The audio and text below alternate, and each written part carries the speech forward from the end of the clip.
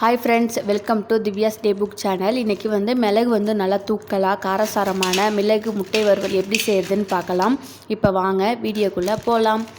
இன்றைக்கி இந்த மிளகு முட்டை வறுவல் செய்கிறதுக்கு 2 ஸ்பூன் மிளகு நல்லா இடித்து எடுத்துக்கலாம்.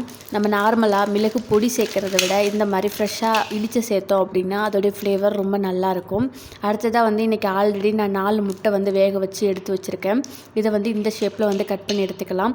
உங்களுக்கு வேறு ஷேப் வேணும்னாலும் கட் பண்ணி வச்சுக்கலாம். இன்றைக்கி பாதி பாதியாக கட் பண்ணி எடுத்து வச்சுருக்கிறேன். அடுத்ததாக ஸ்டவ் ஆன் பண்ணி ஒரு பேன் வச்சுக்கலாம்.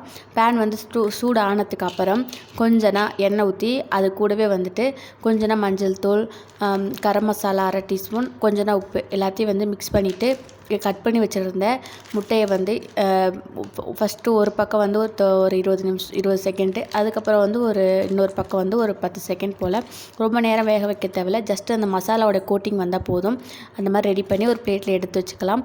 அடுத்ததாக அதே பேன்லேயே கொஞ்சம் தாராளமாக 2 ஸ்பூன் எண்ணெய் ஊற்றிக்கலாம். ஊற்றுனதுக்கு அப்புறம் அது கூடவே 3 கிராம்பு, ஒரு பட்டை, கொஞ்சம் கருவேப்பிலை, 1 டீஸ்பூன் ஜீரகம் போட்டு நல்லா பொரிஞ்சதுக்கப்புறம் ஆல்ரெடி நான் 2 பெரிய வெங்காயம் நல்லா சின்னதாக கட் பண்ணி வச்சுருக்கிறேன்.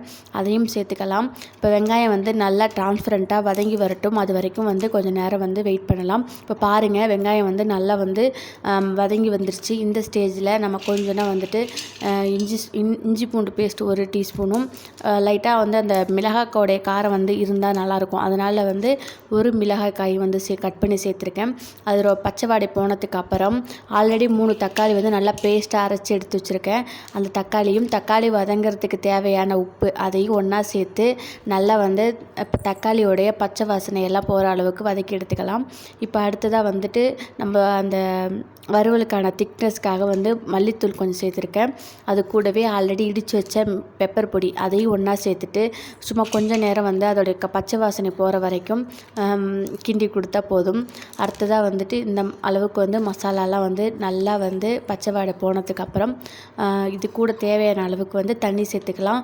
இன்றைக்கி நான் சப்பாத்திக்கு தொட்டு செய்கிற மாதிரி தான் செய்ய போகிறேன். அதனால் நான் லைட்டாக தண்ணி ஊற்ற போகிறேன்.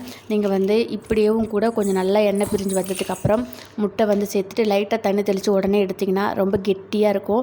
அதுக்கு ரச சாதம் ஏதாச்சும் வெரைட்டி ரைஸ்க்கெலாம் சூப்பராக இருக்கும். இன்றைக்கி நான் சப்பாத்திக்கு செய்கிறதுனால செமி கிரேவி மாதிரி செய்ய போகிறேம். நல்லா தேவையான அளவுக்கு கொஞ்சம் தண்ணி ஊற்றிட்டு கிரேவிக்கு தேவையான அளவுக்கு உப்பு சேர்த்துக்கிட்டேன். அதுக்கப்புறம் ஆல்ரெடி நம்ம மசாலா போட்டு பிரட்டி வச்ச முட்டை இருக்குல்ல, முட்டையும் நல்லா எண்ணெய் பிரிஞ்சு வந்ததுக்கப்புறம் சேர்த்துட்டு முட்டை ரொம்ப நேரம் வேகணும்னு அவசியம் இல்லை. ஆல்ரெடி வெந்துட்டதுனால போட்டுட்டு அந்த மசாலாவுடைய வாசனை எல்லாம் உள்ளே இறங்குற அளவுக்கு முட்டையை பிரட்டி கொடுத்தா போதும். ரொம்பவே காரசாரமான மிளகு முட்டை வறுவல் நமக்கு ரெடி ஆகிடும். இது நார்மலான ரச சாதத்துக்கெலாம் போட்டு சாப்பிட்லாம்.